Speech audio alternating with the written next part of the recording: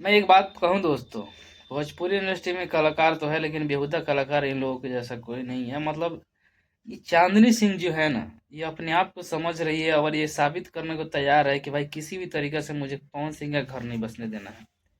अब देखिए पवन सिंह के इनके बीच में क्या चलता रहता है वो तो बात अलग है, लेकिन ये कुछ ऐसे पोस्ट कर देती है जिसकी वजह से मतलब क्या बताएं।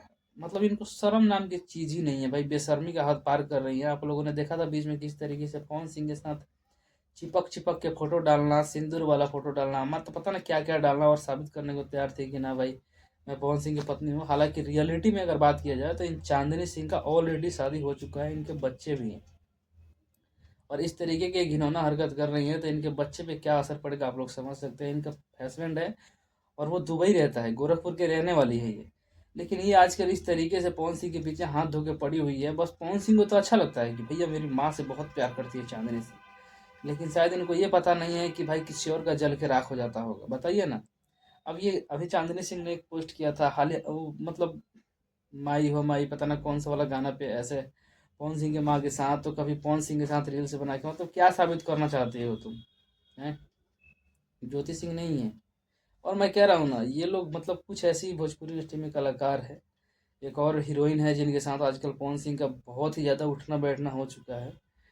तो मुझे तो ऐसा लगता है कि पवन सिंह का और ज्योति सिंह का केस चल ही रहा है। अब पता ना कैसे इन लोगों को भाव देते हैं पवन सिंह। जिसको भाव देना चाहिए उसको तो देते ही नहीं है, जिसको रानी बना के रखना चाहिए उसके पीछे उसके बारे में कभी सोचते नहीं है ये। और जिसको कुछ नहीं बना के रहना चाहिए, जिसके बारे में कभी मतलब वो क्या है कहाँ के है, वो 5 साल बाद तुम्हें जाने के भी नहीं, उसके लिए प्यार है इनके दिल में, इन नकली पावर स्टार जी का। बताइए। अब ज्योति सिंह को आप लोग, मैं कह रहा हूँ ना, पवन सिंह के नसीब में ज्योति सिंह के जैसा सुरक्षित और मतलब अच्छा स्वभाव की औरत जिंदगी में कभी नहीं मिलेगी। पवन सिंह को दोबारा कभी ऐसी किसी लड़की से शादी नहीं होगा, चाहे वो शादी 5-10 और कर लें। और मुझे पता है इनका डिवोर्स का केस चल रहा है, जिस दिन क्लियर होता है, जिस दिन ज्योति सिंह केस हारती हैं या कोर्ट का फैसला आ जाता है कि हाँ ठीक है अब आप लोगों को अलग रहना है, इतना एलुमनी का है बात जो हुआ है ये लेके तुम अपने अलग रह जाओ, और ये अलग रह जाएंगे तो भाई साहब पवन सिंह के देने के बाद 1 महीना के अंदर ब्याह करेंगे वो। इस चीज़ का गारंटी है मेरे पास। क्योंकि ये आदमी को, एक आदमी ऐसा होता है ना कि पैसा बदलते रहता है लेकिन अपनी पत्नी को सेफ रखता है, तो इस आदमी के पास वो जुनून ही नहीं। इस आदमी का पैसा रहना चाहिए सेफ, लेकिन पत्नी आती जाती है, ये खिलौना समझता है आदमी।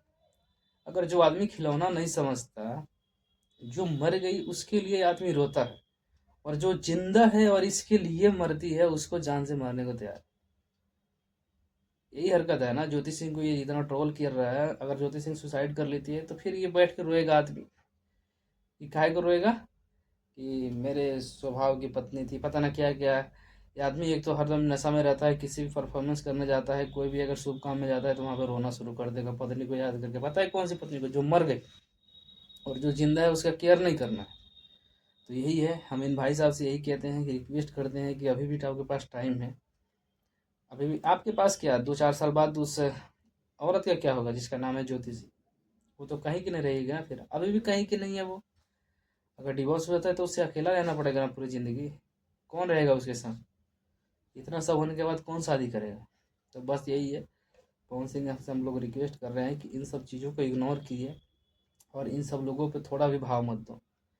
अपने पत्नी से प्यार मोहब्बत करो। शादी हो चुकी है, तलाक का केस चल रहा है, उसे क्लियर करके फटाफट जो भी है डिसीजन लेके और साथ में रहो और मौज मस्ती करो। ये सब उल्टा सीधा चीज़ों पे कोई फ़र्क नहीं पड़ता है। ठीक है, बाकी दोस्तों आप लोग का क्या राय कमेंट में ज़रूर बताइएगा, और मिलते हैं फिर से किसी नए वीडियो में।